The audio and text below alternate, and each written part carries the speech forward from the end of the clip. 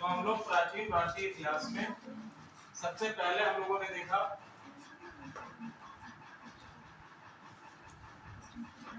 सिंधु घाटी सभ्यता।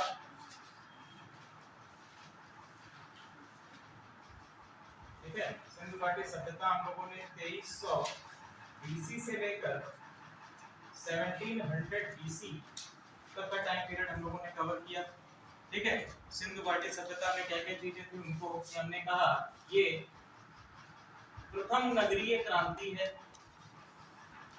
इसको हम लोगों ने क्या कहा कि इट वाज द फर्स्ट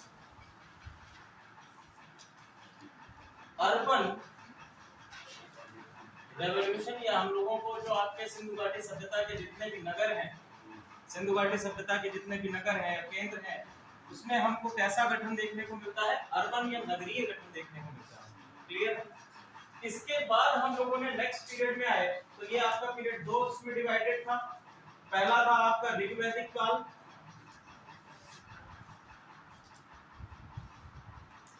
और दूसरा आपका उत्तर वैदिक काल। ऋग्वैदिक काल और उत्तर वैदिक काल, ये दो पीरियड हम लोगों ने देखे।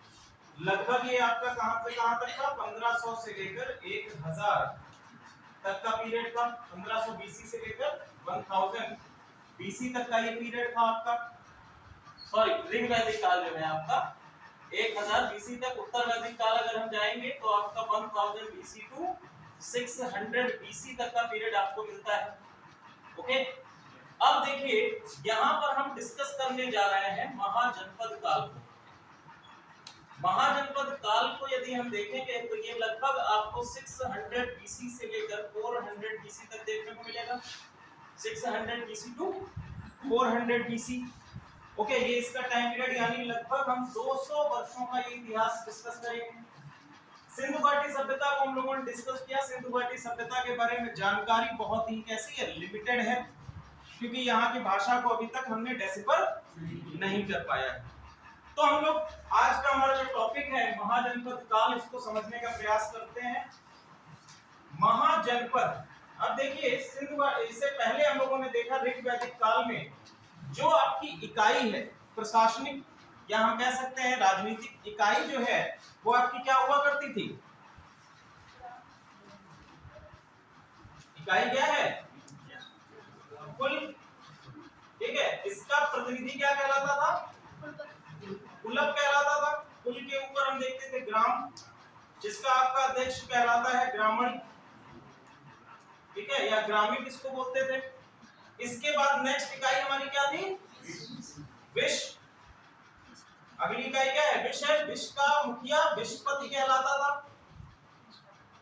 इसके बाद अगली इकाई क्या होती थी हमारी?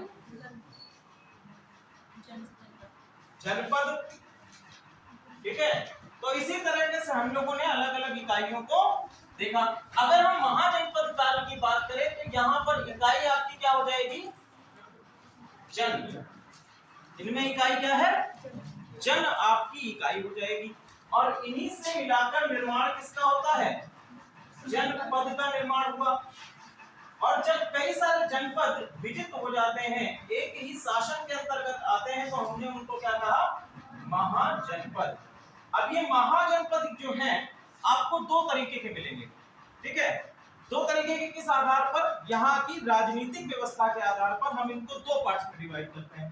पहला है आपका ऐसे महाजनपद जहां पर क्या है? राजतंत्र है, और दूसरे ऐसे महाजनपद जहां पर गणतंत्र है। ठीक है, तो दो प्रकार के महाजनपद, जहां पर आपकी जो राजनीतिक व्यवस्था है राजतंत्रीय है, मोनार्की है, या फिर ऐसे महाजनपद जहां पर आपका गणतंत्र है, या फिर हम कहेंगे डेमोक्रेटिक रूप से एस्टैब्लिश किए गए हैं। ठीक है, डेमोक्रेटिक रूप से एस्टैब्लिश, या हमें यहाँ पर जो प्रणाली आप लोग पढ़ेंगे देखेंगे जनपदीय में, ये बेसिकली आपकी संघीय प्रणाली देखने को मिलेगी। कैसे देखने को मिलेगी? संघीय प्रणाली देखने को मिलेगी, या रिपब्लिक प्रणाली आपको देखने को मिलेगी। ठीक है, संघीय प्रणाली क्या होती है पता है आप लोगों को? संघीय प्रणाली क्या होती है बताइए। और कोई इधर आप बताइए। संघीय राज्यों का संघीय राज्य अलग नहीं होगा। वेरी गुड, ठीक है। तो संघीय प्रणाली में हम क्या देखते हैं कि शक्ति का विभाजन राज्यों में कर दिया जाता है और कई सारे राज्य मिलकर एक संघ का निर्माण करते हैं, जैसे कि भारत में आपका केंद्र वर्तमान समय की जो व्यवस्था हमको देखने को मिलती है। ठीक है, अब हम लोग बात करते हैं कि महाजनपद कौन कौन से हैं और उनकी लोकेशंस क्या हैं। मैप पर आप लोग एक बार ये मैप आप लोग जरूर ड्रॉ कर लीजिएगा। तो सबसे आप लोग पहले देखेंगे यहां पर आपका आता है कंबोज। ठीक है, ये जो आपका अफगानिस्तान से ऊपर का क्षेत्र है, यहाँ पर आपका महाजनपद कौन सा है? कंबोज है। कंबोज के जस्ट नीचे आएंगे तो यहाँ अफगानिस्तान का जो ये रीजन है, अफगानिस्तान और पाकिस्तान का कुछ रीजन, यहाँ पर आपको मिलेगा गांधार। ठीक है, कंबोज हो गया, गांधार हो गया। इसके बाद आप लोग भारतीय क्षेत्र में आ जाएं तो भारतीय क्षेत्र में ये जो आपका दिल्ली का क्षेत्र है, यहाँ पर आपको मिलेगा कुरु। ठीक है, कुरु से जस्ट नीचे आएंगे तो यहाँ पर आपको मिलेगा पांचाल। पांचाल जो आपका गाजियाबाद का क्षेत्र है, गाजियाबाद के क्षेत्र बुलंदशहर और आपका मुजफ्फरनगर का क्षेत्र है, उन सभी क्षेत्रों में आपको मिलेगा पांचाल। पांचाल से जस्ट नीचे आएंगे तो आपको यहाँ पर मिलेगा कोसल, जो वर्तमान समय में अवध का क्षेत्र है, फैजाबाद का क्षेत्र है, यहाँ पर आपको मिलेगा कोसल। कोसल से और आगे बढ़ेंगे तो यहाँ पर आपको मिलेगा कोसल के बाद मल्ल।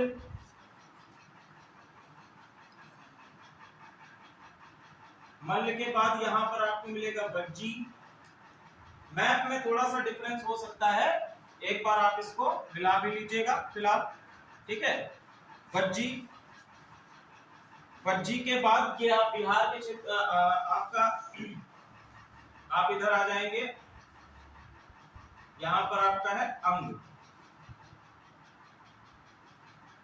ठीक है, बंगाल के क्षेत्रों में। कोसल के जस्ट नीचे आएंगे तो यहाँ पर आपका काशी, जो वर्तमान समय का वाराणसी का रीजन है। ठीक है, काशी हो गया। बिहार के क्षेत्र में काशी से जस्ट आप आगे बढ़ेंगे तो यहाँ पर आपको सबसे महत्वपूर्ण महाजनपद मगध मिलेगा। ठीक है, राजस्थान के क्षेत्र में आपका एक मत्स्य है। ठीक है, ये आपकी गोदावरी रिवर है, इधर आपकी कृष्णा रिवर है, इसके बीच में आपको मिलेगा गोदावरी और कृष्णा रिवर के बीच में आपको महाजनपद एक मिलेगा अश्मक। ठीक है, अश्मक मथुरा के रीजन के आसपास, यहाँ पर आपका लगभग मथुरा रीजन है तो यहाँ पर आपको मिलेगा सूरसेन। ठीक है, सूरसेन।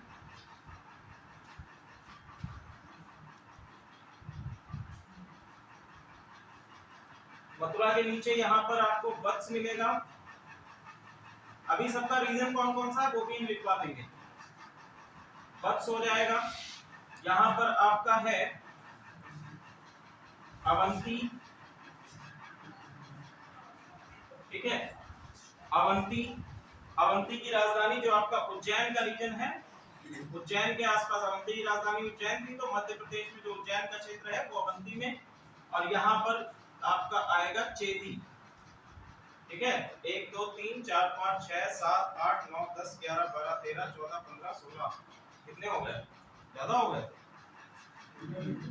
ठीक है, ठीक है, तो ये सभी आपके 16 महाजनपद हैं। ओके, तो मैप में आप लोग इनको देख पा रहे होंगे। 2 महाजनपद ऐसे हैं जो भारतीय क्षेत्र से बाहर हैं, कंबोज और गांधार। तो इनसे रिलेटेड कोई क्वेश्चन आता है, कौन से ऐसे महाजनपद हैं जो भारतीय वर्तमान भारतीय स्वतंत्र भारत से अलग है, अलग क्षेत्रों में उपस्थित थे। तो आपका क्या हो जाएगा, कंबोज और गांधार, ये दो आपके अलग हैं। दक्षिण में कौन सा है, दक्षिण में एक अकेला आपका महाजनपद है जो दक्षिण में है, कौन सा, अश्मक हो जाएगा। ठीक है, अगर आप इनको उत्तर से, या हम इसको ऐसे लगा सकते हैं, ये आपका पश्चिम क्षेत्र है और पश्चिम से अगर आप पूर्व की ओर बढ़ेंगे तो इसका क्रोनोलॉजी आपको डेवलप करने के लिए आ सकता है। तो आप लोग सिंपल की कुरु है, फिर पांचाल है, फिर कोसल है, मल्ल है, वज्जी है, तो ये पश्चिम से पूर्व की ओर जाता हुआ आपका क्वेश्चन बन सकता है यूपीएससी में कि आपके महाजनपदों को पश्चिम से पूर्व की ओर लगाइए या पूर्व से पश्चिम की ओर लगाइए। ठीक है, इस प्रकार का एक क्वेश्चन आपसे पूछा जा सकता है। ठीक है, तो मैपिंग के जरिए आप इनको दर्शा सकते हैं। यही मैप जब भी महाजनपद के विषय में कोई क्वेश्चन आता है तो आपको मेंस में भी बनाना है, और यदि क्वेश्चन आपसे यूपीएससी ऑप्शनल में, जिनके पास हिस्ट्री ऑप्शनल है, वहां पर आता है तो भी आप महाजनपदों को मैपिंग के जरिए दर्शाएंगे। ठीक है, mapping is very important in UPSC examination. ठीक है, हिस्ट्री, ज्योग्राफी, कोई भी सब्जेक्ट यदि आप करते हैं तो उसमें मैप्स बहुत ही महत्वपूर्ण भूमिका अदा करते हैं आपके नंबर्स को और ज्यादा इंक्रीज करने में। ठीक है, अब हम लोग बात करते हैं कि महाजनपदों के कौन कौन से स्रोत हैं जिनके विषय में हमको महाजनपदों की जानकारी प्राप्त होती है, रिसोर्सेज कौन कौन से हैं। ठीक है, तो रिसोर्सेज को ऑलरेडी हम लोग डिस्कस कर चुके हैं कि कितने प्रकार के होते हैं, क्या क्या होते हैं। तो पहले हम लोग बात करेंगे कि आपका बुद्धिस्ट रिसोर्स या बौद्ध साहित्य है। तो बेसिकली हम लोग यहाँ पर जो रिसोर्सेज प्राप्त होते हैं वो आपके कैसे हैं, साहित्यिक रिसोर्सेज हैं। उक्त ग्रंथ आपका है अंगुत्तर निकाय। ठीक है, उक्त ग्रंथ है अंगुत्तर निकाय, जहां से हमको 16 महाजनपदों की लिस्ट प्राप्त होती है, 16 महाजनपदों के बारे में पता चलता है। दूसरा आपका जैन रिसोर्स है, इसको भगवती सूत्र के नाम से जाना जाता है, भगवती सूत्र। तो यहाँ पर भी हमको 16 महाजनपदों के बारे में जानकारी मिलती है। हालांकि इन दोनों ही ग्रंथों में जो 16 महाजनपदों के नाम हैं, ये नाम आपके थोड़ा सा डिफर कर जाते हैं। ठीक है, इनकी राजधानियों के नाम में थोड़ा सा डिफरेंस मिल सकता है और इनके नामों में भी आपको डिफरेंस मिल सकता है। क्लियर है? तो हम लोग जो आधार लेते हैं इन महाजनपदों को पढ़ने का, वो आधार आपका अंगुत्तर निकाय है। अंगुत्तर निकाय जैन साहित्य, जो भी आपके जैन साहित्य सूत्र हैं, उनसे बेहतर माना गया है, क्योंकि आपके बौद्ध साहित्यों को जैन साहित्यों से पहले लिखना शुरू किया गया था। ठीक है, और साथ ही साथ इनकी प्रामाणिकता अधिक है, इसलिए हम लोग बौद्ध साहित्यों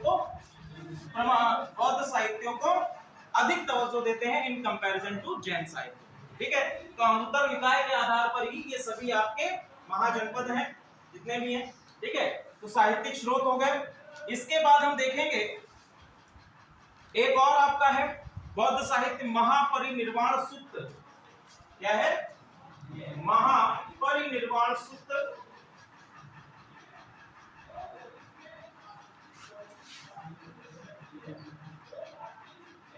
इनमें जो आपके महाजनपद हैं उनकी टोटल संख्या 6 बताई गई है। कितनी बताई गई है? 6 बताई गई है। टोटल महाजनपदों की संख्या 6 बताई गई है। साथ ही साथ पाणिनि के द्वारा महाजनपदों की टोटल संख्या 22 बताई गई है। पाणिनि के द्वारा कौन सा साहित्यिक स्रोत लिखा गया है? अष्टाध्यायी लिखा गया है। और यहाँ पर आपको महाजनपदों की टोटल संख्या 22 बताई गई है। तो क्वेश्चन यदि आपसे बनता है एग्जामिनेशन में कि पाणिनि के अष्टाध्यायी के आधार पर महाजनपदों की कुल संख्या कितनी है, तो आपका आंसर क्या होगा? टोटल 22 है। महापरिनिर्वाण सूत्र के अनुसार कितनी है? 6 है। जैन साहित्य भगवती सूत्र के अनुसार कितनी है? 16 है। ठीक है, बौद्ध साहित्य अंगुत्तर निकाय के अनुसार कितनी है? 16 है। सबसे अधिक प्रमाणिक स्रोत कौन सा है? तो आपका अंगुत्तर निकाय है, जिसके आधार पे हम लोग इसको स्टडी करने जा रहे हैं। क्लियर है? चलिए आगे हम लोग देखते हैं। अब एक आप लोग लिस्ट बना लीजिए और इस लिस्ट में एक तरफ आप महाजनपद का नाम लिखेंगे, दूसरी जगह पे आप इसके शासक का नाम लिखेंगे और तीसरे में इसका वर्तमान स्थान लिखेंगे। ठीक है, इसको मैं लिखवा चुका हूं, तो इसको पुनः लिखवाने की आवश्यकता है क्या? डेमो जब चल रहा था तब मैंने इसको कराया था, फिर से लिखवाए।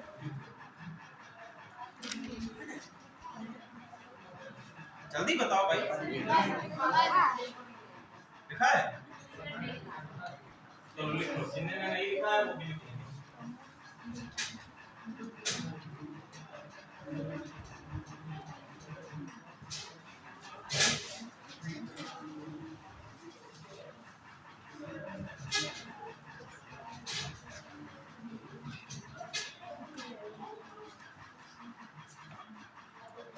एक तरफ आप लिखेंगे महाजनपद का नाम, ठीक है, महाजनपद का नाम के बाद इसकी राजधानी कौन सी है और इसका वर्तमान क्षेत्र, वर्तमान क्षेत्र, ठीक है, इनको हम लोग लिखेंगे।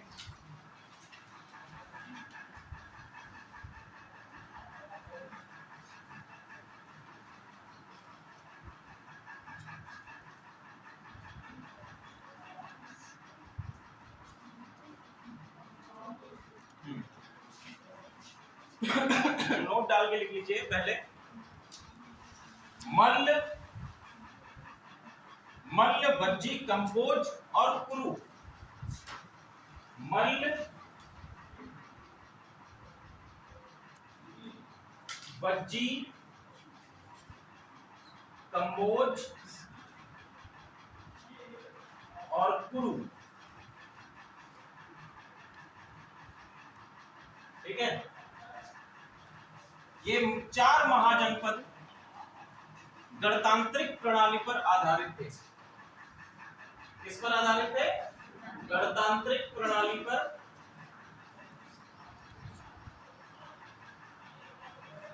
ठीक है, तो आपसे यदि क्वेश्चन बनता है कि निम्न में से कौन सा महाजनपद गणतांत्रिक प्रणाली पर आधारित था, और उनमें से ऑप्शंस में यदि चारों में से कोई एक ऑप्शन मिलता है तो आप आंसर कर पाओगे। ठीक है, बाकी जितने भी आपके थे वो सभी किस पर आधारित है? राजतंत्र प्रणाली पर आधारित थे। ओके, क्लियर है? आगे हम लोग पढ़ते हैं। सबसे पहला लिखिए अंग। अंग की राजधानी चंपा। जी, पहला है अंग। अंग की राजधानी है चंपा और इसका वर्तमान क्षेत्र है वो भागलपुर, और मुंगेर का जो क्षेत्र है ये आपको मिलता है। अंग, अंग की राजधानी चंपा, भागलपुर और मुंगेर के आसपास। ठीक है, दूसरा है आपका अश्मक, या जिसको हम लोग अशक के नाम से भी जानते हैं, अश्मक या अस्सक के नाम से जानते हैं। इसकी राजधानी है पाटन या कोटली, कोटली या पाटन इसकी राजधानी है। दक्षिण भारत का इकलौता महाजनपद है। ठीक है, वर्तमान समय में महाराष्ट्र के रीजन में ये है। इसके बाद अगला है आपका काशी। काशी की राजधानी वाराणसी। ठीक है, वर्तमान क्षेत्र इसका वाराणसी का जो क्षेत्र है वर्तमान समय का उत्तर प्रदेश में, ये इसका क्षेत्र हुआ करता था। क्लियर है? वाराणसी वरुणा और असी नदियों के बीच में बसा हुआ शहर, जिसके आधार पर इसका नामकरण हुआ है वाराणसी के नाम से। अगला है कोसल।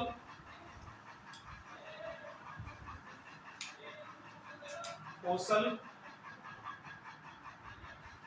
इसकी 2 राजधानियां हुई हैं। पहली है आपकी साकेत और दूसरी राजधानी है श्रावस्ती। ठीक है, और ये आपका अयोध्या और वर्तमान श्रावस्ती क्षेत्र में है। अयोध्या फैजाबाद का क्षेत्र है, श्रावस्ती का क्षेत्र है, उनमें ये है आपका। अगला है मगध। मगध, मगध देखिए मगध की भी दो राजधानियां रही हैं, पहली आपकी राजगृह, अभी इसको महाजनपद काल में इसकी राजधानी राजगृह ही रही है। ठीक है, जब हम देखेंगे कि आगे आपके रूलर्स आते हैं, डिनेस्टी शुरू हो जाती है मगध में, तो वहां पर इसकी राजधानी परिवर्तन का कार्य होता है। तो महाजनपद काल में इसकी राजधानी परिवर्तन का काल नहीं हुआ है, तो यहाँ पर इसकी राजधानी राजगृह या राजगिरी ही ली जाएगी। ठीक है, और मगध वर्तमान समय का बिहार का पटना रीजन और राजगिरी का रीजन आपका आता है। ठीक है, पटना और राजगिरी, जहां पर आप राजमहल की पहाड़ियां पढ़ते हैं, राजमहल की पहाड़ियां बिहार में जहां पर है, तो वो रीजन आपका किसके अंतर्गत आएगा? मगध के अंतर्गत आएगा। ठीक है, आगे हम लोग बात करते हैं। अगला है आपका बज्जी। बज्जी की राजधानी वैशाली। बज्जी की राजधानी आपकी है वैशाली, और ये भी आपका बिहार के क्षेत्र में है। इसमें लिखिए उत्तरी बिहार, उत्तरी बिहार।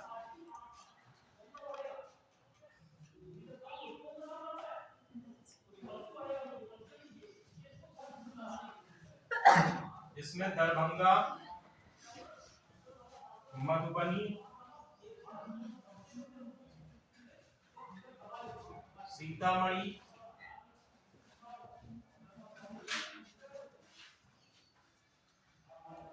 मुजफ्फरपुर,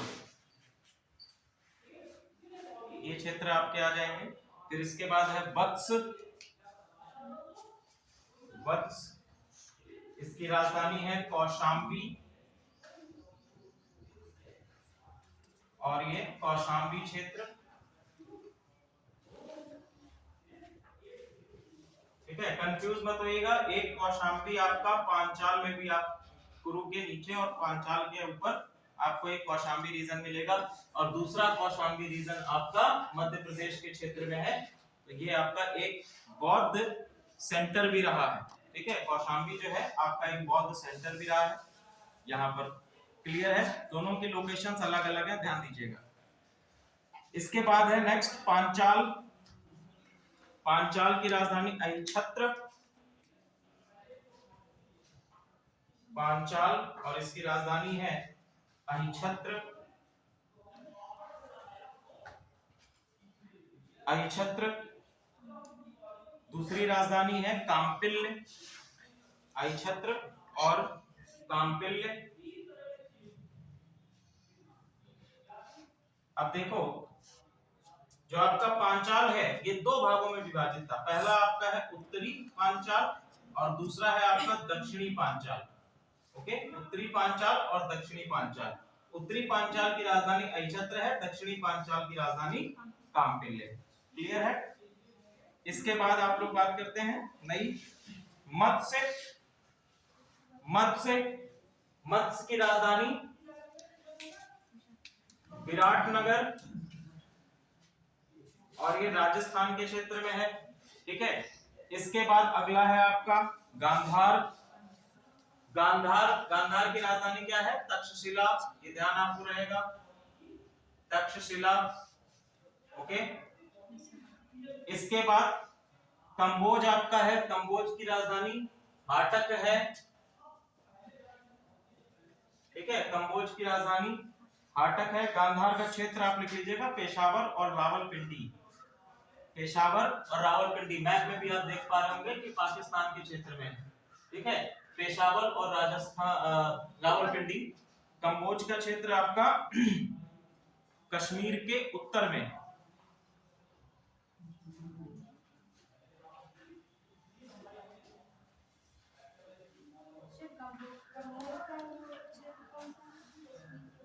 कश्मीर के उत्तर में। क्लियर है? इसके बाद नेक्स्ट है आपका अवंती। अवंती की राजधानी है उज्जैन।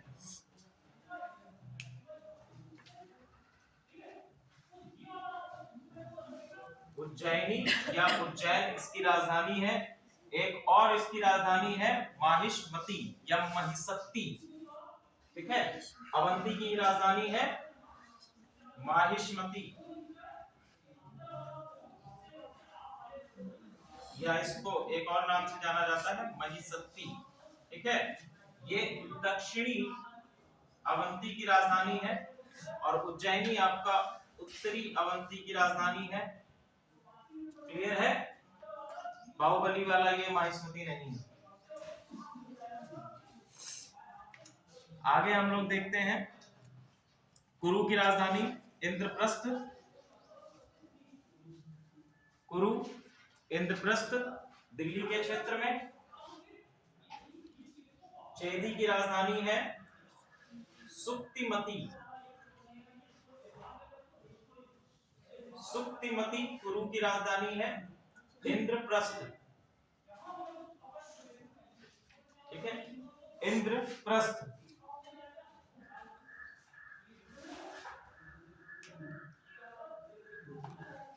ओके। सूरसेन की कैपिटल लिखिए मथुरा, और ये मथुरा के ही रीजन में है। सूरसेन आपका, इसकी राजधानी है मथुरा। क्लियर है?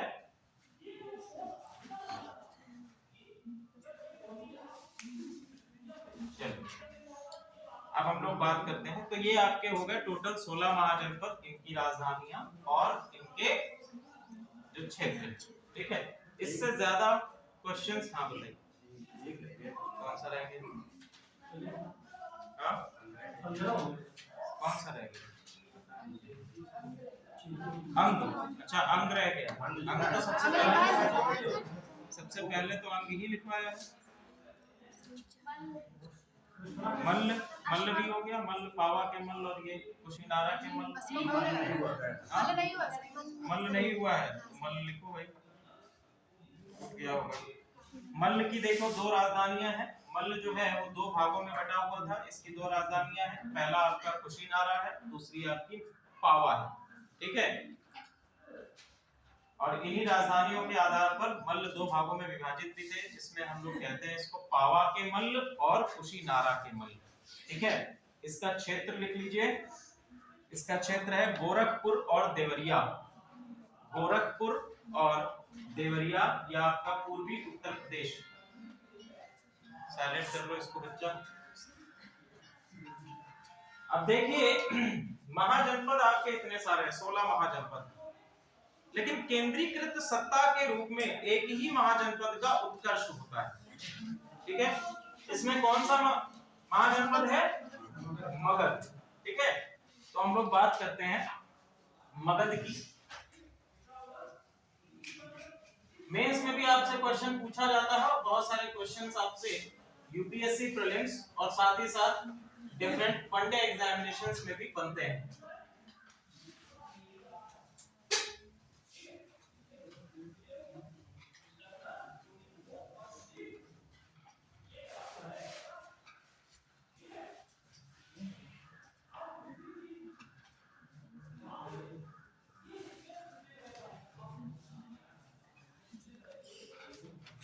ठीक है, तो मगध कैसे एक सेंट्रल पावर के तौर पर सामने आया, मगध किस प्रकार से एक बड़ी शक्ति के रूप में, केंद्रीकृत सत्ता के रूप में सामने आता है। और आपका लगभग जो प्राचीन भारत का राजनीतिक इतिहास है, वहां पर आप देखेंगे कि जो प्रभुत्ता है किसकी रहेगी? मगध पर ही रहेगी। जितने भी आपके राजवंश स्थापित होंगे वो आपके सेंट्रलाइज्ड पावर के तौर पर मगध में ही स्थापित होंगे। ठीक है, तो मगध में हम लोग अगर बात करें तो सबसे पहले अगर महाभारत के अनुसार देखें, महाभारत आपका एक एपिक है। ठीक है, महाभारत के अनुसार यदि देखें तो महाभारत ये कहता है कि मगध के क्षेत्र में जो शासन है वो किसका है? बृहद्रथ का है। किसका शासन है? बृहद्रथ, यानी शासक का नाम महाभारत के अनुसार बृहद्रथ बताया गया है। ठीक है, जबकि जो आपके महाबोधि वंश है, ये आपका बौद्ध ग्रंथ है महाबोधि वंश। इसके साथ साथ एक और ग्रंथ है महावग्गा, और तीसरा ग्रंथ है महावंश। ठीक है, एक और आपका सोर्स है पुराण पुराणों के आधार की बात करें तो महाबोधि वंश कहता है कि जो आपके मगध का डिनेस्टीज हैं उसमें सबसे पहली जो आपकी डिनेस्टी है वो कौन सी है? हर्यंक वंश। ठीक है, यानी हर्यंक डिनेस्टी जो है वो आपकी सबसे पहले एस्टैब्लिश हो रही है। ठीक है, इसके बाद हम देखेंगे पुराण जो है वो क्या कहते हैं? पुराण कहते हैं भैया कि सबसे पहले आपका कौन आया? बृहद्रथ आया। बृहद्रथ के बाद इन्होंने नाम दिया है प्रद्योत का, कि राजा प्रद्योत जो है वो मगध के शासक बने। राजा प्रद्योत के बाद शिशुनाग, और शिशुनाग के बाद आपका, शिशुनाग के बाद जो है इनके 3 पुत्र शिशुनाग के, और 3 पुत्रों के बाद फिर आता है बिंबिसार। तो इसकी प्रमाणिकता हम लोग मानते नहीं है। ठीक है, प्रमाणिकता हम लोग किसको देते हैं? बौद्धिक महाबोधि वंश, महावंशा, महावंश जो आपके बौद्ध ग्रंथ हैं उनके आधार पर हम लोग जो भी आपकी क्रोनोलॉजी है मगध के राजवंशों की, तो हम लोग किसके आधार पर? इनके आधार पर लेके चलते हैं। देखिए यूपीएससी में जो आपके सोर्सेज हैं, स्रोत हैं, ये बहुत ही इंपॉर्टेंट है। क्यों इंपॉर्टेंट है? यूपीएससी में कोई भी बात आप बिना स्रोत के नहीं कहेंगे। एग्जामिनेशन ऑप्शनल में या फिर आप मेंस में कोई भी आंसर लिखते हैं तो जब तक आपके पास ऑथेंटिकेटेड सोर्स नहीं है तब तक आप अपने आंसर को नहीं लिखेंगे। कोई भी आपने फैक्ट बताया तो उस फैक्ट का आपके पास सोर्स होना चाहिए, उस फैक्ट को ऑथेंटिकेट करने के लिए आपके पास एक स्रोत होना चाहिए, एक नाम होना चाहिए उसकी प्रमाणिकता स्पष्ट करने के लिए। क्लियर है? ठीक है। दूसरी चीज, यदि आप स्रोत का नाम डालेंगे अपनी आंसर राइटिंग में तो उससे आपके नंबर्स भी इंक्रीज होंगे, बढ़ेंगे। ठीक है, तो हम लोग हर्यंक वंश पढ़ते हैं। हर्यंक वंश में पहला शासक आपका बिंबिसार आता है। ठीक है, हर्यंक वंश के बाद अगला वंश आता है आपका शिशुनाग वंश।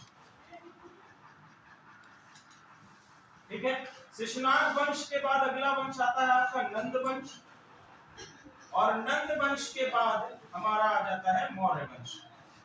ठीक है, मौर्य वंश। क्लियर है? यहां तक सारी चीजें समझ में आ रही है आप लोगों को? देखो, अलग अलग सोर्सेज के आधार पर कंफ्यूज मत होइएगा। हिस्ट्री में आप लोगों ने सिंपल पढ़ा होगा कि देखो भैया मगध में पहला वंश आया, हर्यंक वंश आया। ठीक है, लेकिन सोर्सेज जो है आपके वो डिफरेंट अकाउंट की देते हैं, तो वो भी आपको अपने आंसर में डालना होता है। क्लियर है? तो हर्यंक वंश की अगर हम बात करें तो हर्यंक वंश आपका 544 बीसी में एस्टैब्लिश हुआ, 544 बीसी में एस्टैब्लिश हुआ। ठीक है, प्रथम शासक इसका कौन है? बिंबिसार है। बिंबिसार के बाद अगला शासक कौन बना? अजातशत्रु बना।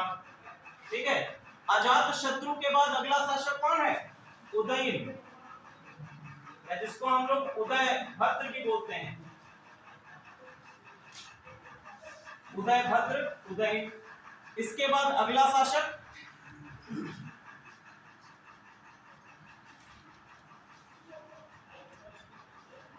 अनिरुद्ध, मुंडक और नागदशक।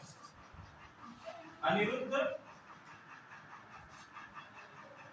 मुंडक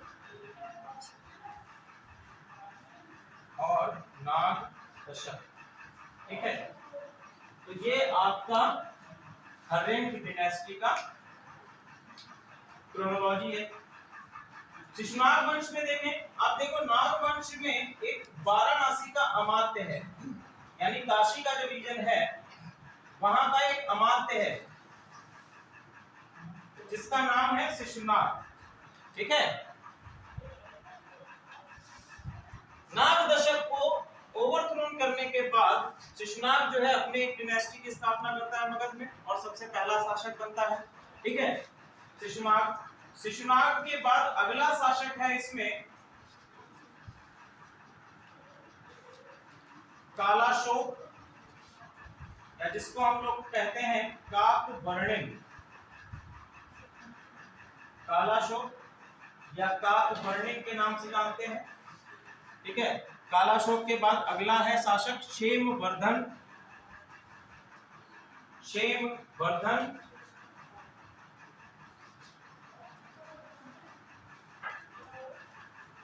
क्षेमवर्धन के बाद है शत्रुजस। और शत्रुजस जो है ये अंतिम शासक माना जाता है आपके शिशुनाग वंश का। एक नोट लिखिए,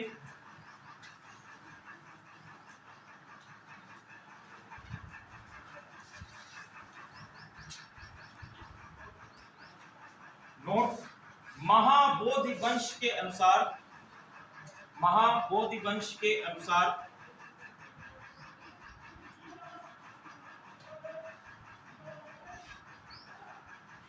कालाशोक के दो पुत्र थे। कालाशोक के दो पुत्र थे, सॉरी 10 पुत्र थे, तथा इन्होंने मगध पर, तब कालाशोक की मृत्यु के बाद मगध पर 22 वर्षों तक शासन किया। 22 वर्षों के तक शासन किया। और इसके बाद जो है हमारा नंद वंश की स्थापना होती है महानंदन के द्वारा। ठीक है, वो आप नोट मत लिखिएगा, बाद में लिखना।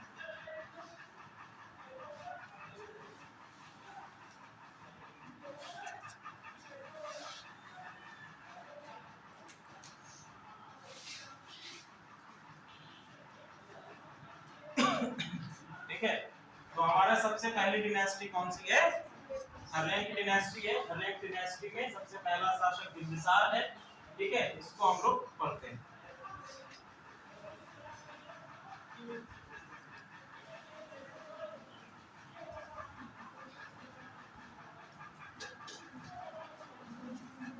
महाजनपद काल में ही बुद्धिज्म और जैनिज्म ये दोनों ही आ चुके थे।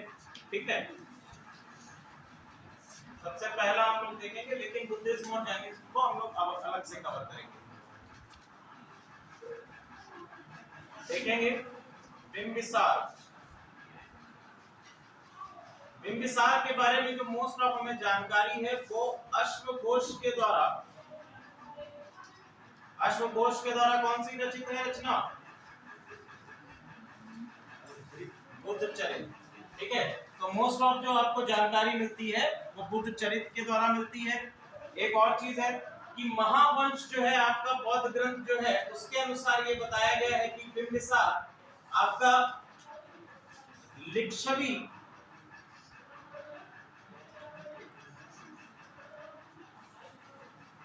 लिच्छवी राजा का पुत्र है, और साथ ही साथ इसने अवंती के शासक अवंतीवर्धन को पराजित कर अवंती पर अधिकार भी स्थापित किया है। अवंती का राजा है अवंतीवर्धन, इसको भी पराजित किया है और अवंती को मगध राज्य में मिलाने का कार्य किया है।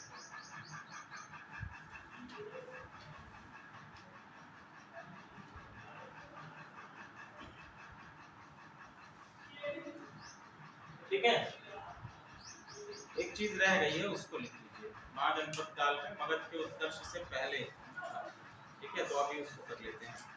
इसमें लिखिए बुद्ध काल के 10 गणतंत्र। नहीं अभी लिख लो, यहाँ बिंबिसार जहां तक हो गया है, बिंबिसार के लिए 2-4 लाइनें छोड़ दो, उतना ही है उसमें। उसके बाद आप लिख लीजिए कि बुद्ध काल के 10 गणतंत्र।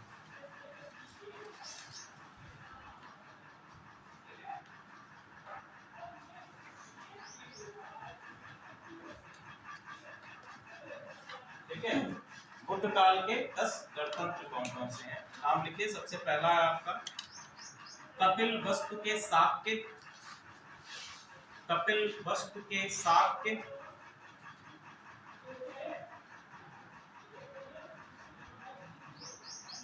अगला है सुसुभारगिरी के भग्ग। सुसुभारगिरी के भग्ग। सुसुभारगिरी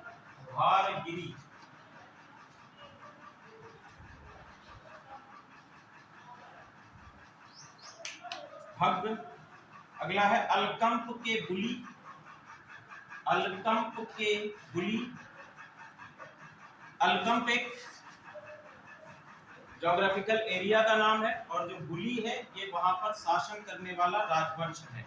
ठीक है, इसी तरह से जैसे आपका भग्ग मैंने बोला, तो भग्ग जो है ये राजवंश है और सुसुभारगिरी जो है ये आपका ज्योग्राफिकल एरिया है। क्लियर है? इसके बाद अगला लिखिए केसपुत्र के कलाम, केसपुत्र के कलाम।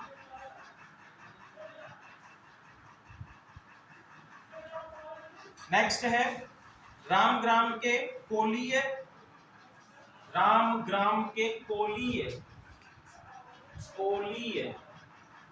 ये सभी बज्जी के अंतर्गत ही आ रहे हैं। बज्जी जो है ये आपका 10 गणतंत्रों का एक समूह था।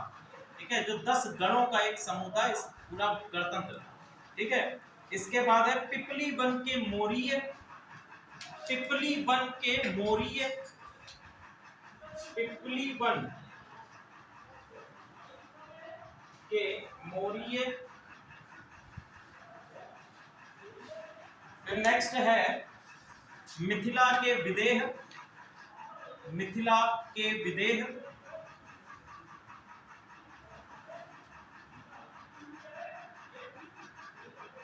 मिथिला के विदेह। वैशाली के लिच्छवी, वैशाली के लिच्छवी, लिच्छवी। तो ये सभी आपके किसमें आते हैं? ये 8 हो गए। ये सभी 8 आते हैं आपके बज्जी के अंतर्गत। ठीक है, 8 ये कितने आते हैं? बज्जी जो आपका है, बज्जी हम लोगों ने एक महाजनपद पढ़ा था, उसके अंतर्गत आते हैं। 2 और हैं आपके। पहला है आपका कुशीनारा के मल्ल, कुशीनारा के मल्ल, और 10वां है आपका पावा के मल्ल। ठीक है, कुशीनारा के मल्ल और पावा के मल्ल, ये आपके 2 डिफरेंट है। बाकी सभी 8 आपके शुरुआत के ये बज्जी गणतंत्र के अंतर्गत आएंगे और जो 2 बचे हुए हैं ये आपके अलग गणतंत्र हैं। ठीक है, अब सबसे पहला लिखिए कपिलवस्तु के शाक्य।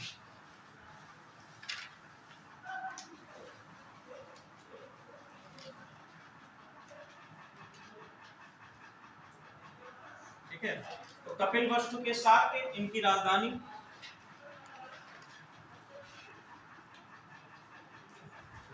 इनकी है शाक्यगण। शाक्यगण, ध्यान रखिएगा, जो आपके भगवान बुद्ध हैं उनका जन्म भी कपिलवस्तु शाक्य के अंतर्गत ही है। इसी कारण उनको शाक्य मुनि भी कहा जाता है। क्या कहा जाता है? शाक्य मुनि भी कहा जाता है, इसी वंश से बिलोंग करते हैं। ठीक है, तो ये भी आप उसमें लिख लीजिए कि भगवान बुद्ध का जन्म भी इसी वंश में हुआ था और इस कारण उन्हें शाक्य मुनि भी कहा जाता है। इसकी अवस्थिति लिख लीजिए।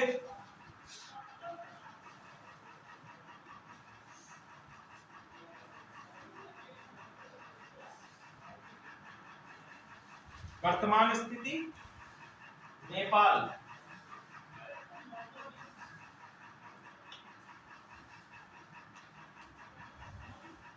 नेपाल। और इसमें भिक्षुणी संघ की स्थापना, भिक्षुणी संघ की स्थापना जो है वो शाक्य गण के अंतर्गत ही हुई है। भिक्षुणी संघ। ठीक है, इसका श्रेय भी किसको दिया गया है? शाक्य गण को दिया गया। अगला है आपका नेक्स्ट सुसुभारगिरी।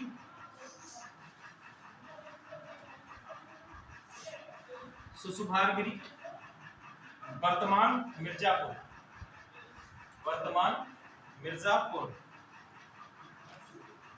ठीक है, अलकप के बुली, राजधानी इसकी जहां पर आप लोगों ने ऊपर लिखा है उसी में राजधानी लिख लीजिए। केवल नाम लिखें, उसके आगे राजधानी लिख लो। कोई इसमें इंपॉर्टेंट एस्पेक्ट होगा तो बता देंगे कि ये इंपॉर्टेंट है। इनकी राजधानी है बेलिया, बेलिया। अलकप की राजधानी बेलिया है। इसके बाद है केशपुत्र के कलाम। अब देखो सबसे इंपॉर्टेंट चीज, जो आपके भगवान गौतम बुद्ध के गुरु हैं उनका क्या नाम था? अलार कलाम। ठीक है, अलार कलाम।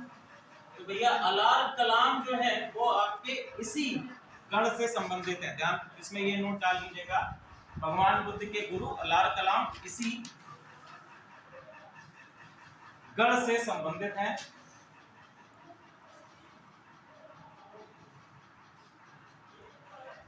ठीक है, फिर है कोलीय, अगला राजधानी है रामग्राम।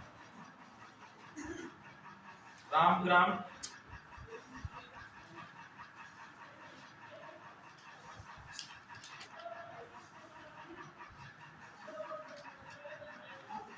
ठीक है, नेक्स्ट आपका है पिपली वन। इनकी राजधानी है पिपरिया। पिपरिया या पिपरावा। पिपरिया या पिपरावा।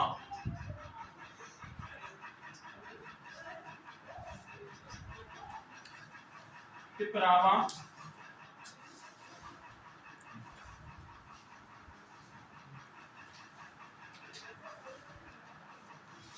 मिथिला राजधानी जनकपुर। मिथिला की राजधानी जनकपुर।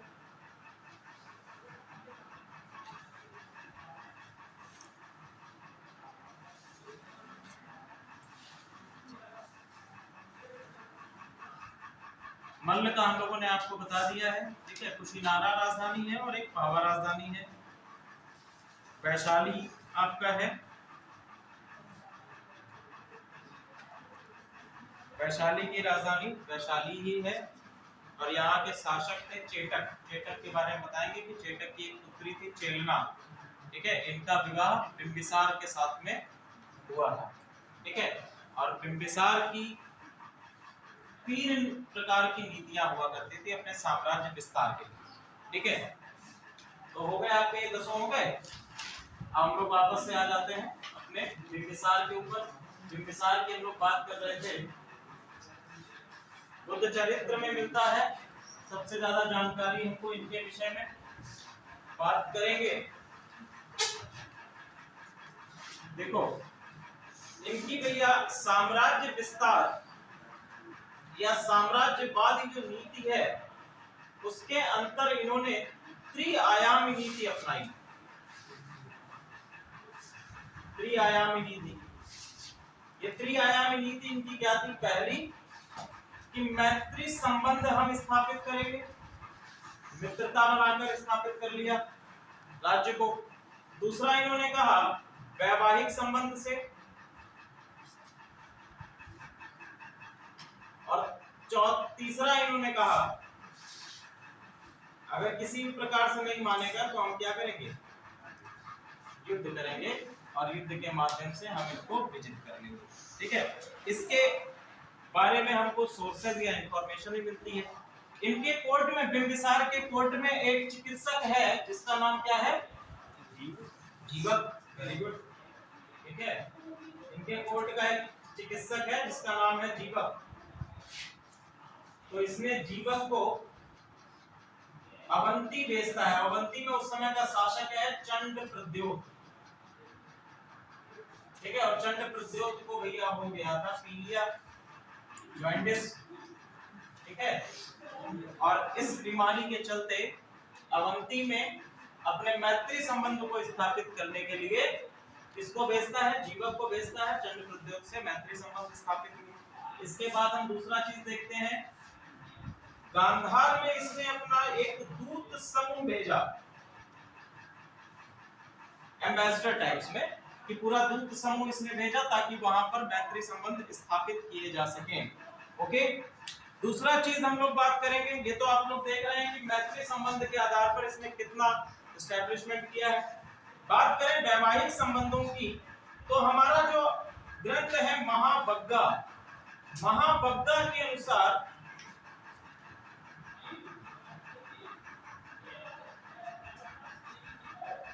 बिंबिसार की पत्नियों या रानियों की संख्या टोटल कितनी बताई गई है? 500 बताई गई है।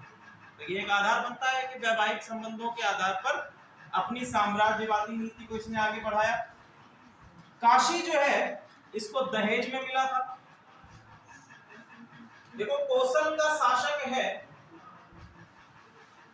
कौशल आप लोगों ने अभी पढ़ा, वहां का शासक है प्रसेनजीत, ठीक है, और प्रसेनजीत की बहन है। प्रसेनजीत की सिस्टर या बहन का विवाह किसके साथ में हो रहा है? बिंबिसार के साथ में हो रहा है। और इस विवाह में काशी जो है यह प्राप्त होता है दहेज के रूप में मगध को, ठीक है। काशी दहेज के रूप में मगध को दिया गया।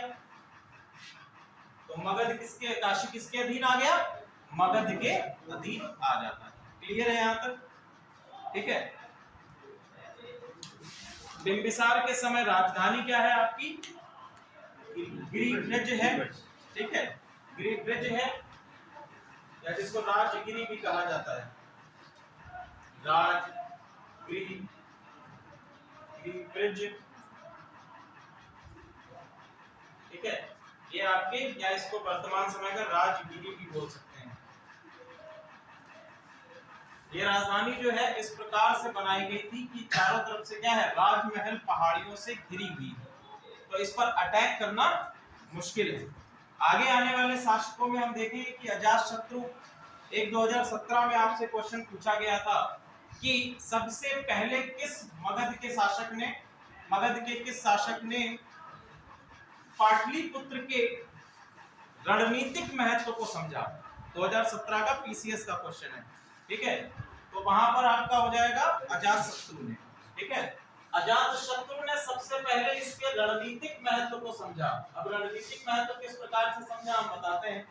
जो पाटलिपुत्र की स्थिति है, अगर आप मैप में देखेंगे तो पाटलिपुत्र जहां पर स्थित है पूरी तरह से चारों ओर से नदियों से घिरा हुआ है, ठीक है।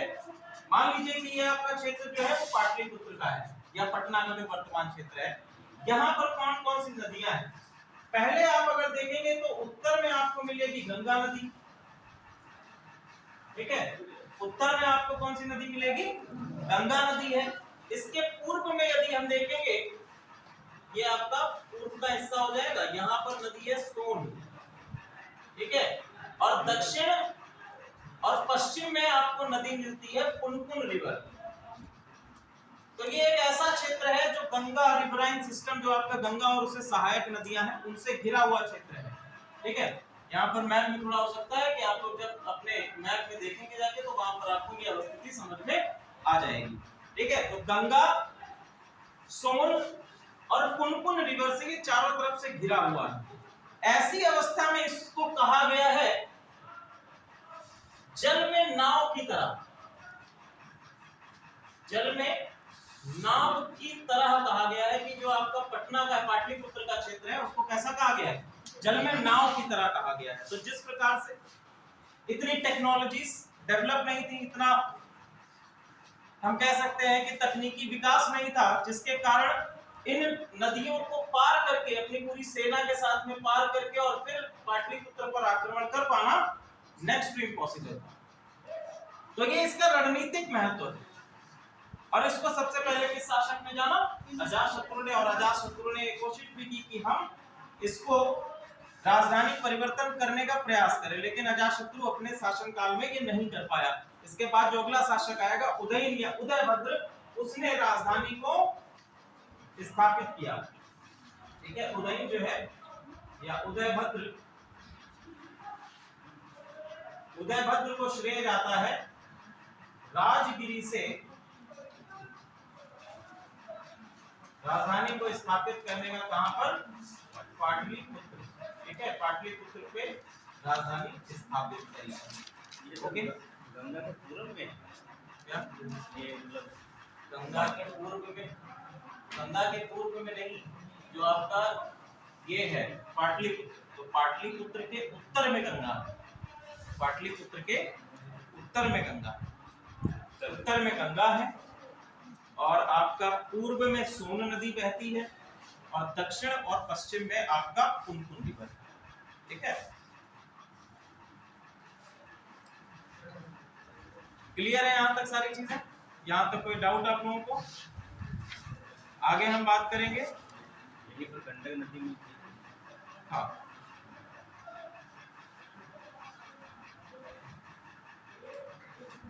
नेक्स्ट है बिंबिसार की प्रशासनिक नीतियां। बिंबिसार की प्रशासनिक नीतियां,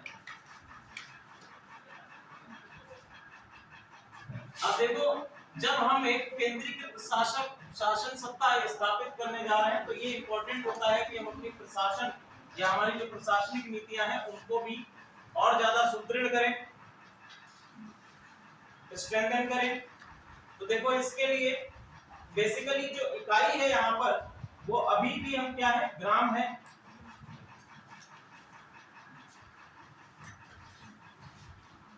और ऐसा कहा जाता है कि आपके बिंबिसार के समय में जो ग्रामों की संख्या है, ये टोटल संख्या आपकी मिलती है 80,000, 80,000 ग्राम मगध राज्य के अंतर्गत बिंबिसार के शासनकाल के, मगध के समय या हम बिंबिसार के समय में मगध के अंतर्गत 80,000 ग्राम आते थे।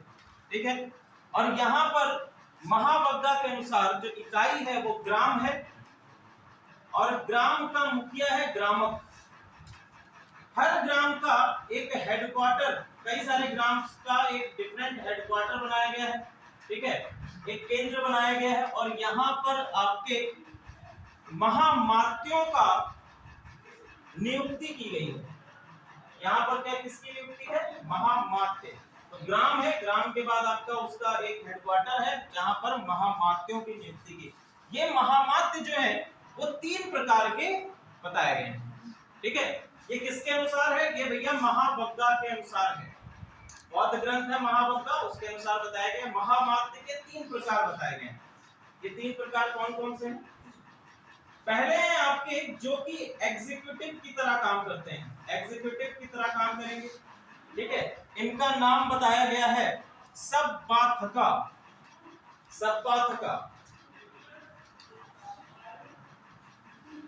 दूसरे हैं आपके न्याय से रिलेटेड, इनको कहा गया है व्यवहारिक। और तीसरे हैं आपके सेना नायक। ठीक है, तो अमात्य का कार्य के कार्यों के आधार पर उनको अलग अलग नाम दिए गए हैं। सब्बाथका जो कि एग्जीक्यूटिव बॉडी की तरह काम कर रहे हैं, कार्यकारिणी की तरह काम कर रहे हैं। न्याय के लिए जुडिशरी से रिलेटेड है, उनको व्यवहारिक कहा गया है। ठीक है, और एक है आपके मिलिट्री या सेना से संबंधित, जिनको सेना नायक कहा गया है। ठीक है, तो ये महामात्यों के 3 डिफरेंट आपको क्लासिफिकेशंस देखने को मिलते हैं। ओके, जो आपके यूरोपीय इतिहासकार हैं, यूरोपीय इतिहासकार कहते हैं कि जो आपका डेमोक्रेसी है या गणतांत्रिक प्रणाली जो है वो बेसिकली यूरोप की देन है, ऐसा यूरोपीय इतिहासकारों का दावा है। तो आप यहाँ पर देख रहे हैं कि आज से लगभग, तब का पीरियड जोड़ लीजिए, 6वीं शताब्दी पूर्व ईसा पूर्व भी हम लोगों ने देखा कि गणतांत्रिक प्रणाली हमारे भारत में पहले से ही उपस्थित है। अगर हम बात करें कि वर्तमान समय में शक्ति के विभाजन की, तो शक्ति का विभाजन वर्तमान समय में आप देखते हैं कि लेजिस्लेटिव के अंतर्गत है, विधायिक के अंतर्गत है, कार्यकारिणी परिषद अलग है, जुडिशरी अलग है।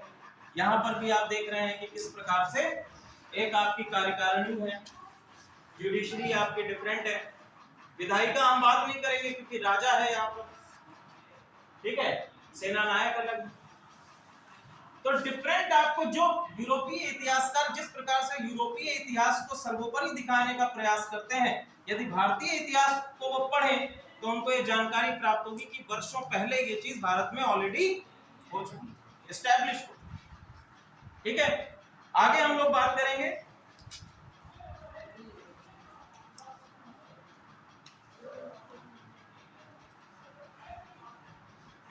नेक्स्ट राजा है अजातशत्रु। अजातशत्रु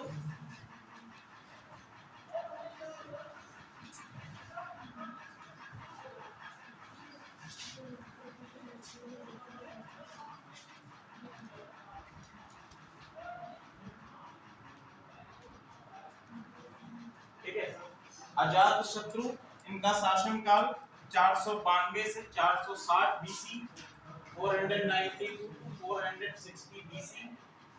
ठीक है, सबसे बड़ी उपलब्धि ये है प्रथम बौद्ध संगीति।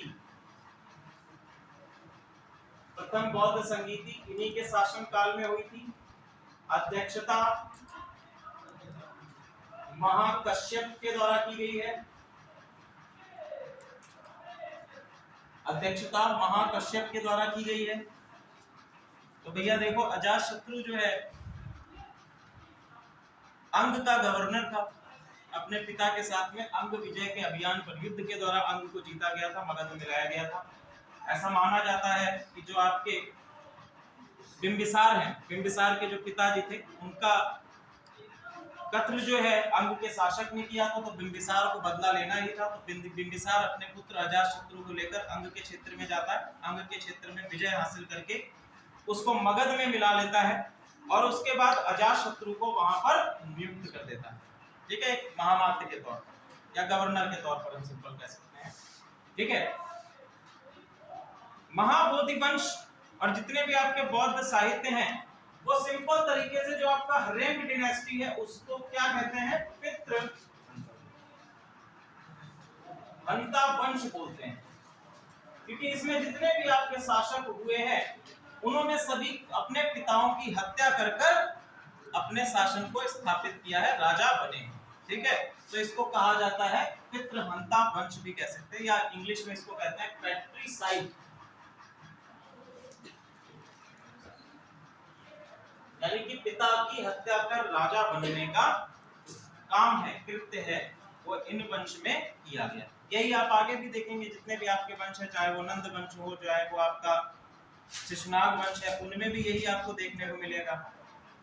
क्लियर है, पितृहंता वंश क्या आ गया। दूसरा चीज, अजातशत्रु ने ही पाटलीग्राम, या उस समय इसका नाम था कुसुमपुर, एक और नाम मिलता है पुष्पपुर भी आपको मिलेगा। तो यहाँ पर सबसे पहला इसने काम क्या कराया है, किले का निर्माण कराया है। ठीक है, किले का निर्माण कराया है। दूसरा चीज कि इसने राजगिरी में भी फोर्टिफिकेशन या जो आपका किलेबंदी है उसका काम कराया है। तो ऐसा हम कह सकते हैं कि शायद जो है अजातशत्रु डर गया हो, क्योंकि पिता की हत्या करके शासक बना था। काशी है, कौशल है, यहाँ के जो आपके शासक हैं, अब जैसे ही इसने पिता की हत्या करी तो आपका कौशल नरेश ने तुरंत ही काशी को मगध के क्षेत्र से स्वतंत्र करा लिया। बोले ये तो इसने तो पिता की हत्या करी है, तो हम इसको काशी नहीं देंगे, तो काशी को स्वतंत्र करा लिया गया। बाद में अजातशत्रु ने काशी पर अपनी सेना से हमला करके काशी को मगध के क्षेत्र में विजित कर लिया पुनः। ठीक है, इसके साथ साथ हमने देखा था कि गांधार के क्षेत्रों में भी इनकी अच्छी खासी और अवंती के क्षेत्रों में भी इनके मैत्री संबंध थे। तो इस वजह से उसने क्या किया, किलेबंदी का कार्य भी शुरू किया। प्राचीन भारतीय इतिहास में सबसे पहले किलेबंदी का श्रेय अगर किसी पर्सन को जाता है तो वो आपका अजातशत्रु है। क्लियर है। इसके बाद हम बात करते हैं, अगला शासक है आपका, हाँ दो चीजें और हैं इसने अपनी सेना में, दो चीजें और सम्मिलित करी थी। पहली है आपकी महाशील कंटक और दूसरा है आपका रथ मूसल। पहला है आपका महाशील कंटक और दूसरा है आपका रथ मूसल। ठीक है, ये दो चीजें इसने अपने सेना में सम्मिलित करी हैं। पहला महाशील कंटक, ये एक प्रकार की पत्थर फेंकने वाली तोप है। बाहुबली मूवी देखी है, तो बाहुबली को जो पत्थर फेंकने वाला वो हथियार दिया जाता है कैटापुल्ट, गुलेल, इसमें पीछे एक पत्थर रख दो और छोड़ दो और पत्थर दूरी तक गिरता है जाके, तो ये वही है आपका महाशील कंटक। ठीक है, दूसरा है आपका रथ मूसल, जो दूसरा बाहुबली का भाई है, क्या नाम था उसका, जो विलन है बाहुबली मूवी का, क्या नाम था उसका, जो भी नाम था, तो उसको एक रथ दिया जाता है जिसके आगे एक चक्र प्लेट्स लगी होती हैं, तो जब रथ चलता है तो प्लेट घूमती है, तो उसी प्रकार का ये रथ है, इसको नाम दिया गया है रथ मूसल। ठीक है, तो ये देखिए मूवीज में इसी प्रकार से भारतीय इतिहास से चीजों को उठाया जाता है, ठीक है, और डाल दिया जाता है, ऐतिहासिक प्रमाणिकता नहीं होती। क्लियर है? आगे हम लोग बात करते हैं, अगला शासक है उदयभद्र या उदयन। अगला शासक है उदयभद्र।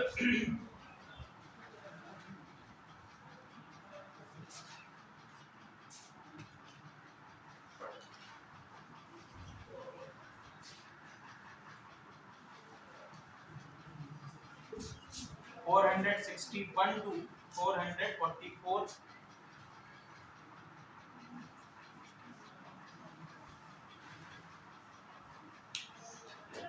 ठीक है, इसमें लिख लीजिए पाटलिपुत्र या कुसुमपुर की स्थापना, पाटलिपुत्र या कुसुमपुर की स्थापना। अच्छा, अजातशत्रु के 8वें, अजातशत्रु के शासनकाल के 8वें वर्ष में बौद्ध का महापरिनिर्वाण हुआ था, ये नोट लिख करके लिख लीजिए, अजातशत्रु के उसमें।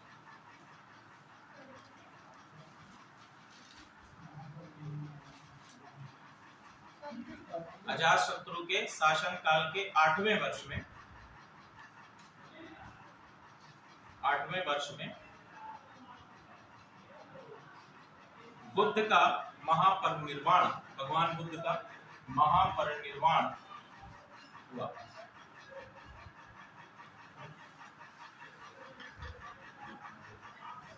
एमपीपीसीएस में यह क्वेश्चन पूछा जा चुका है कि भगवान बुद्ध के महापरिनिर्वाण के समय मगध का शासक कौन था। ठीक है, पता चल जाएगा कि मगध का शासक अजातशत्रु।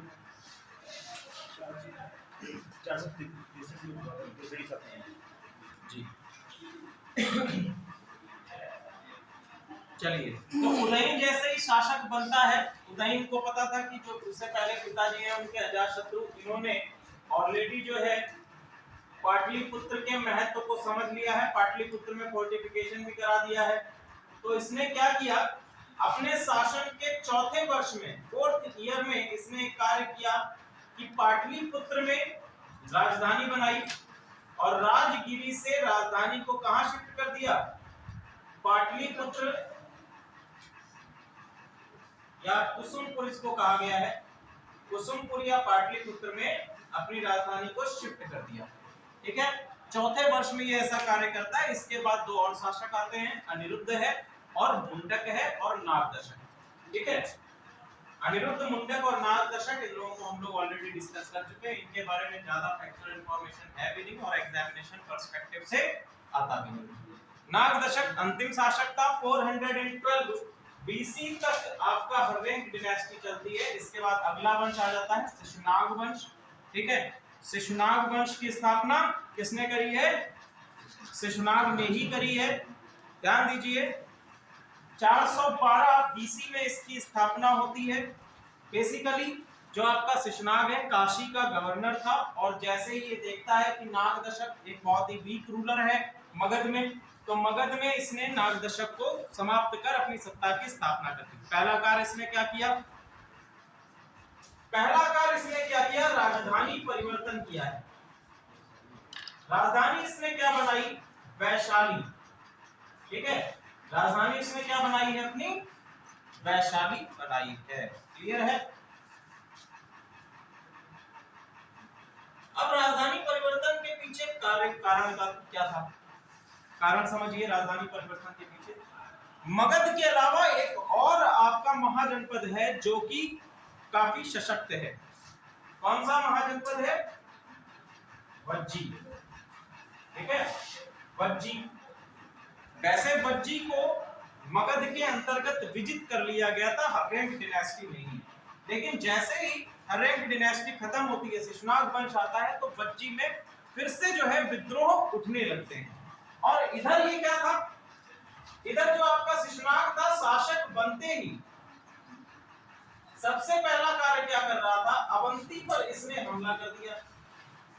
अवंती का क्षेत्र अभी हम लोगों ने मैप में देखा था, कि मगध यहाँ पर है, अवंती का क्षेत्र मध्य प्रदेश के उज्जैन क्षेत्र में है, तो इसने अपनी पावर किधर डिस्टॉर्ट कर रखी है, अवंती के क्षेत्र में। तो जाहिर सी बात है कि यहाँ पर क्या होंगे, विद्रोह होने लगेंगे।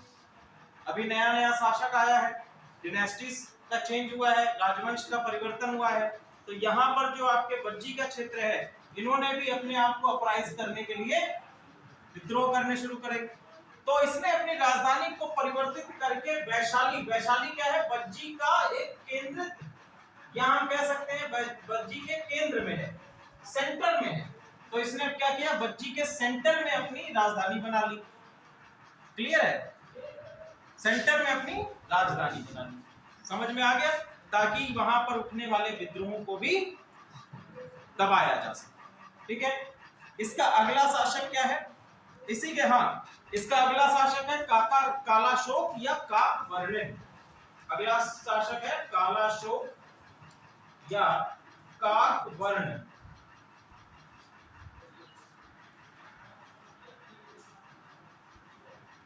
जहां पर बिंबिसार है वहां पर उसका एक नाम लिख लीजिएगा, श्रोणी है।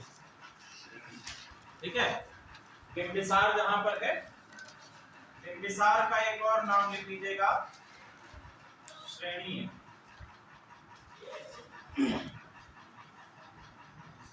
कहा गया है। और दूसरा है आपका अजातशत्रु, अजातशत्रु में लिख लीजिएगा पुणे। ठीक है, ये भी आपसे क्वेश्चन बन सकते हैं, वैसे आप नहीं बनेंगे क्योंकि बन चुके हैं ऑलरेडी। ठीक है, पूछा जा चुका है ये क्वेश्चन, 2-3 बार पूछे जा चुके हैं कि कुणिक किसको कहा गया है, श्रोणी किसको कहा गया है।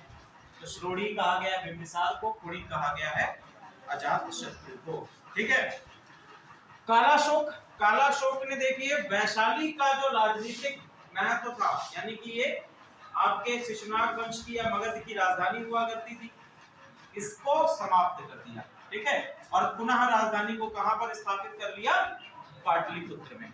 ओके, पाटलिपुत्र में राजधानी को स्थापित कर लिया। दूसरा महत्वपूर्ण कार्य क्या, काकवर्णिन या कालाशोक के समय में ही हम देखेंगे कि दूसरी बौद्ध संगीति होती है, दूसरी बौद्ध संगीति। टोटल आपकी 6 बौद्ध संगीतियां हैं, जिनको हम लोग जब बुद्धिज्म पढ़ेंगे तो उसमें अलग अलग बौद्ध संगीति पढ़ेंगे। 6 जब पढ़ाएंगे तो बताएंगे 6 कौन-कौन से। ठीक है, टोटल आपके 6 बुद्धिस्ट काउंसिल देखने को मिलती हैं। और ये जो आपकी दूसरी बुद्धिस्ट काउंसिल होती है, ये बुद्ध के 100 वर्षों, यानी कि जो आपका महापरिनिर्वाण के 100 वर्ष कंप्लीट होने के बाद दूसरी बुद्धिस्ट काउंसिल काकवर्णिन या कालाशोक के समय में स्थापित करी गई है। ठीक है, ये बौद्ध काउंसिल आपकी कहां पर हो रही है, दूसरी बुद्धिस्ट काउंसिल कहां पर होगी, वैशाली में। ठीक है, कहां पर हो गई, वैशाली में हो गई। क्लियर है, यहाँ तक चीजें समझ में आ रही, फैक्चुअल इंफॉर्मेशन है, ज्यादा कुछ आपका सोचने वाली चीजें इसमें नहीं। ओके, आगे हमने आपको बताया ही था, महाबोधि वंश के अनुसार इसके 10 पुत्र थे और इन्होंने मगध पर अगले 22 वर्षों तक शासन किया। इनकी कोई महत्वपूर्ण उपलब्धियां नहीं है, ना ही राजनीतिक और ना ही कोई सामरिक उपलब्धि हमको दिखाई। ठीक है, अगला आपका वंश है नंद वंश या नंदा डिनेस्टी।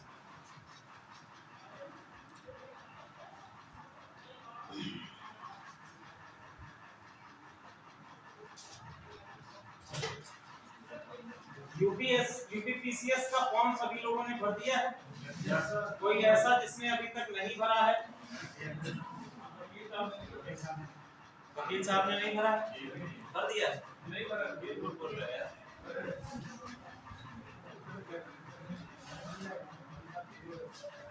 ऐसा लांछन मत लगाइए वकील साहब, मानहानि का दावा करना है।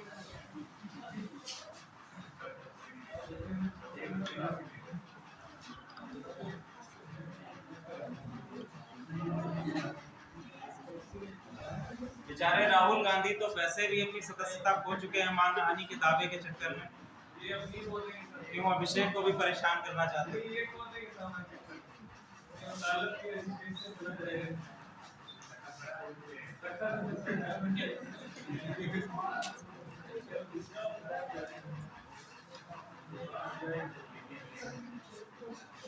राहुल गांधी भी सोच रहा होगा बेचारा, होने के लिए वैसे भी कुछ नहीं था, एक सदस्यता थी वो भी छीन ली गई। चलिए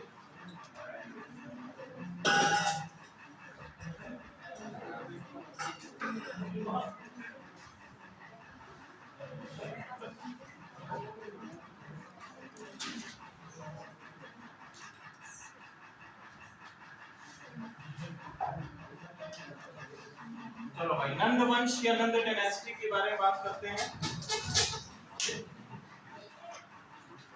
तो पुराणों के अनुसार अगर हम बात करें तो पुराणों के अनुसार नंद वंश के पहला गया हमारा पुराण है, पुराणों में बताया गया है कि नंद वंश में टोटल 9 शासक हुए हैं।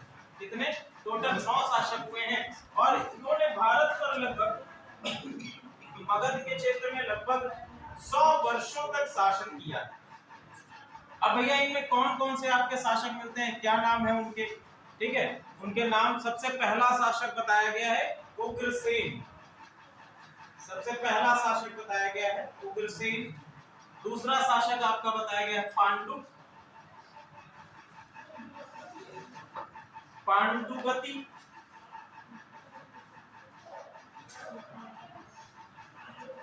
इसके बाद है भूतपाल, राष्ट्रपाल। ये सभी राष्ट्रपाल, इनके आगे नंद जोड़ते जाना। भूतपाल नंद, उग्रसेन नंद, पांडुप नंद, पांडुपति नंद, भूतपाल नंद, राष्ट्रपाल नंद। ठीक है, इसके बाद है गोविंद शंकर नंद, गोविंद शंकर नंद।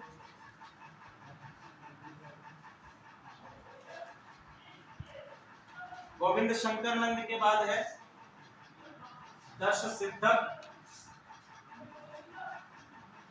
फिर है कैवर्त, और कैवर्त के बाद है धनानंद। ये तो भैया जो है आपके शासकों की सूची है, लेकिन जो हमें शासक पढ़ने हैं इसमें जो हमारे लिए इंपॉर्टेंट है वो आपके 3 ही 4 शासक हैं। सबसे पहला शासक है आपका महानंदिन। ठीक है, महानंदिन इसलिए इंपॉर्टेंट है क्योंकि इसके द्वारा इस वंश की स्थापना करी गई है। ठीक है, अगर आपसे क्वेश्चन ऐसे आ जाता है जहां की इसका संस्थापक कौन है और वहां पर महानंदिन ऑप्शन ना होकर उग्रसेन ऑप्शन है तो आप उग्रसेन पे लगा दीजिएगा, कोई प्रॉब्लम नहीं। ठीक है, दूसरा आपका इंपॉर्टेंट शासक है इसका महापद्म नंद, और तीसरा शासक है धनानंद। ठीक है, धनानंद इसलिए इंपॉर्टेंट है क्योंकि यहीं से आपका नंद वंश का पतन होता है। यहीं पर आप देखेंगे कि अलेक्जेंडर वगैरह ये सब इधर की ओर आना शुरू करते हैं। इंडो पर्शियन रिलेशंस हम लोग उसमें डिस्कस करेंगे। ठीक है, तो सबसे पहले हम लोग बात करेंगे सबसे पहले कि आपका महापद्म नंदिन के द्वारा इसकी स्थापना की गई है। दूसरा शासक आपका है महापद्म नंद। ओके, महापद्म नंद की अगर हम लोग बात करें, महानंदिन के द्वारा स्थापना कर दी गई। अगला शासक जो महत्वपूर्ण है महापद्म नंद है। महापद्म नंद के बारे में अगर हम बात करें तो ये भारत का ऐतिहासिक सम्राट कहा जाता है। भारत का पहला ऐतिहासिक शासक कहा जाता है। ठीक है, क्या कहा जाता है? भारत का पहला ऐतिहासिक शासक कहा जाता है। दूसरा, इसको भारत का चक्रवर्ती सम्राट, पहला चक्रवर्ती सम्राट। तीसरा, सर्व छत्रांतक, एक छत्र, एक राट,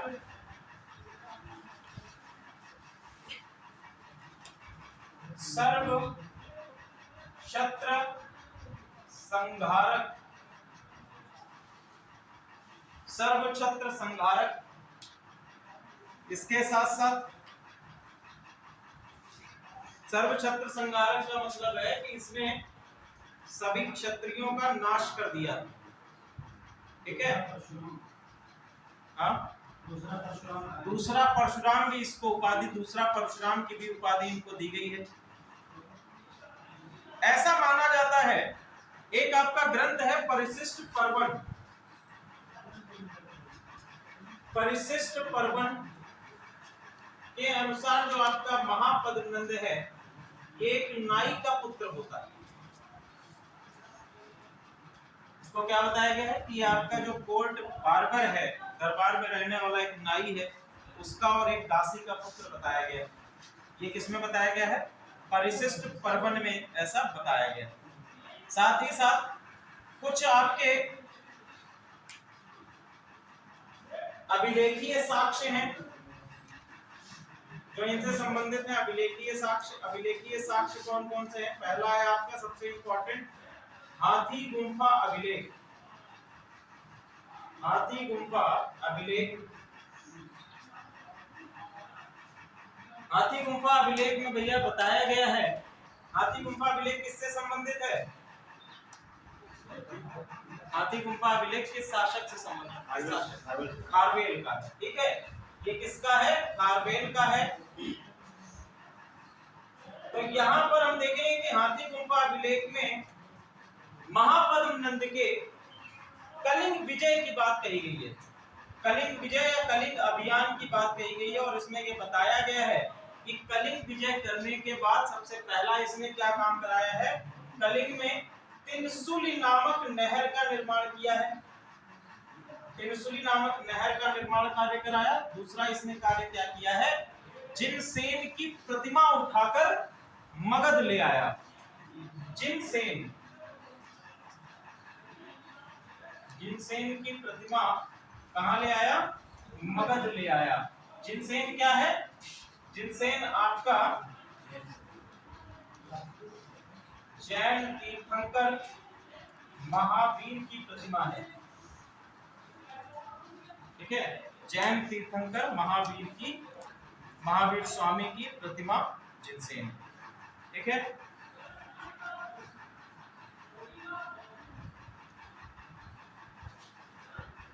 तो ये तो आपका जो है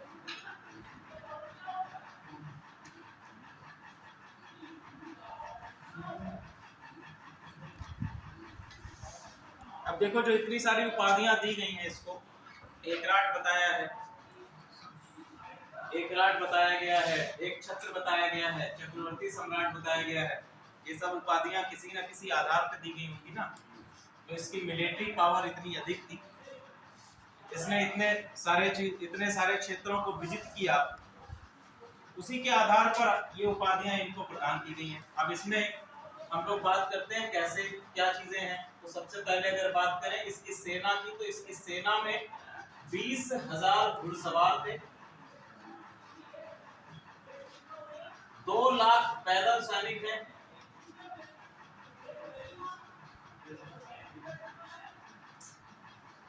2 लाख पैदल सैनिक हैं। इसके साथ साथ 2000 रथ हैं, वो भी कैसे? 4 घोड़ों वाले, जिनको 4 घोड़े खींचते हैं। साथ ही साथ 3000 हाथी, 3000 क्या है? हाथी इसकी सेना में। तो इतनी विशाल सेना इसके पास है, और इतनी विशाल सेना होने के बाद क्या करेगा? ये एक्सपेंशन पॉलिसी को अपनाएगा। ठीक है, एक्सपेंशन पॉलिसीज में जो भी आपके डिफरेंट महाजनपद है उनको क्या करेगा? एक्वायर करता चला जाएगा। तो आप देखेंगे भी, आप लोग मैप उठाकर देखेंगे यदि इसके शासनकाल का, तो आप देखेंगे कि लगभग उत्तर भारत को इसने पूर्ण रूप से विजित करने का कार्य किया है।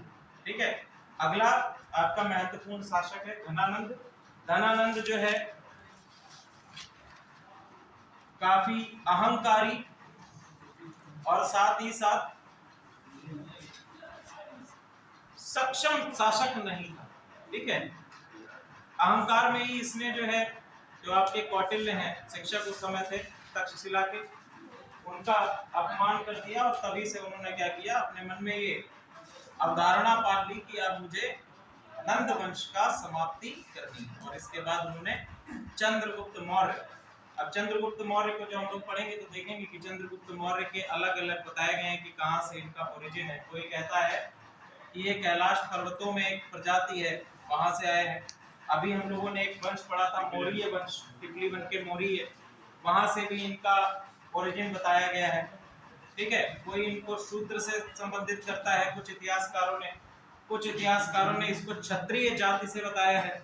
ठीक है, तो अलग अलग इतिहासकारों ने चंद्रगुप्त मौर्य को डिफरेंट प्रजातियों या जातियों से संबंधित किया हुआ।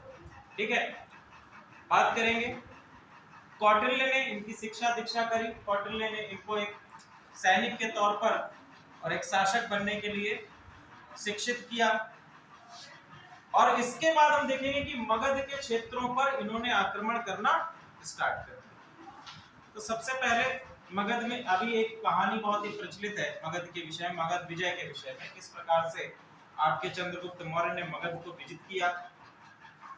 तो मगध के ही एक छोटे से परिवार में, ऐसा माना जाता है मगध के एक छोटे से परिवार में, एक केवल कहानी है, छोटे से परिवार में एक महिला है, महिला का एक बेटा है।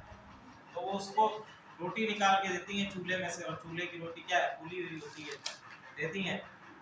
तो हमेशा वो क्या करता है, रोटी को बीच में उंगली डाल देता है, तो उसका हाथ जल जाता है।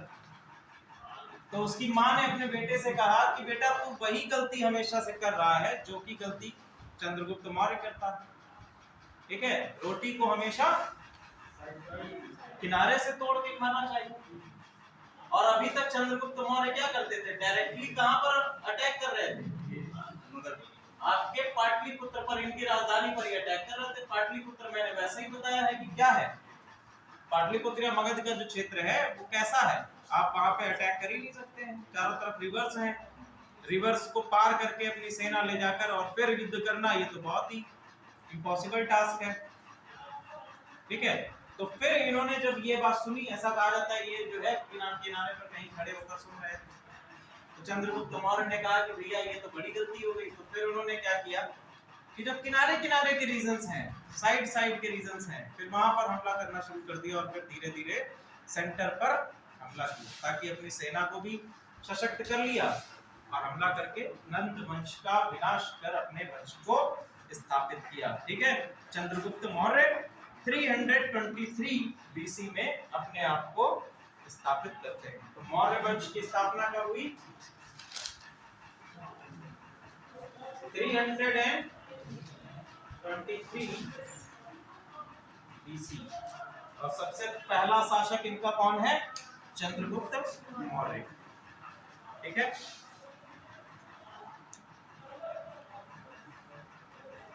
स्रोत लिखिए, मौर्य वंश के स्रोत।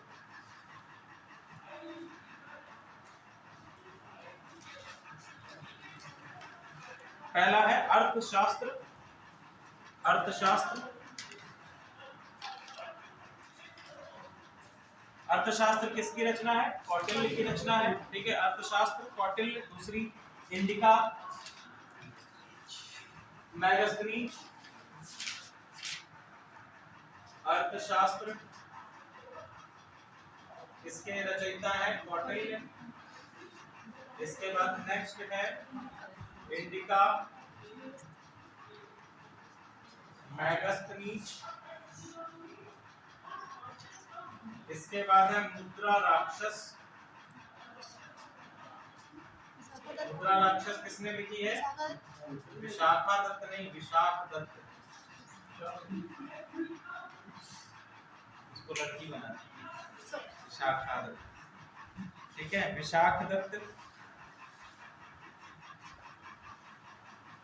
इसके बाद लिखे बृहद कथा मंजरी। बृहद कथा मंजरी,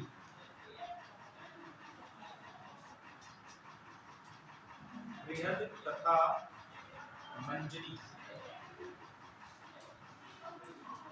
ठीक है, और इसके रचयिता हैं कामेंद्र। कामेंद्र। इसके साथ साथ आपके कुछ हिस्टोरियंस हैं जो कि आपके मौर्य वंश के विषय में बताते हैं, जिसमें जैसे आपके स्ट्रैबो हैं, एरियन हैं, बीए स्मिथ हैं, प्लूटार्क हैं, जस्टिन हैं। ठीक है, इन्होंने भी क्या मौर्य वंश के बारे में जानकारियां दी हैं।